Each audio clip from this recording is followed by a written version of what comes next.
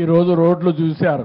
5 సంవత్సరాల్లో ఒక్క పైసా డబ్బులు ఖర్చు పెట్టకుండా అన్ని రోడ్లు గోతులు పడ్డాయి.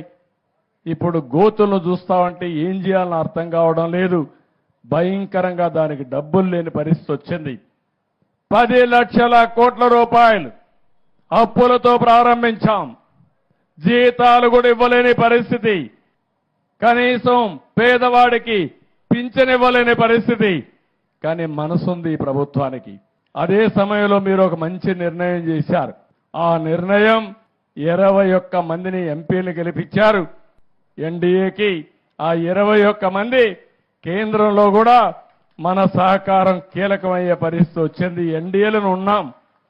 మీరిచ్చిన గుర్తింపు మీ సంక్షేమానికి ఉపయోగించాలని, ఈ రాష్ట్ర అభివృద్ధి కోసం ఉపయోగించాలని ముందుకు పోతున్నాం. అందుకే ఇవన్నీ కూడా ఒక నిర్దిష్టమైన కార్యక్రమాలతో ఈరోజు ఒక దీనికోసం ముందుకు పోయే పరిస్థితికి వచ్చాం.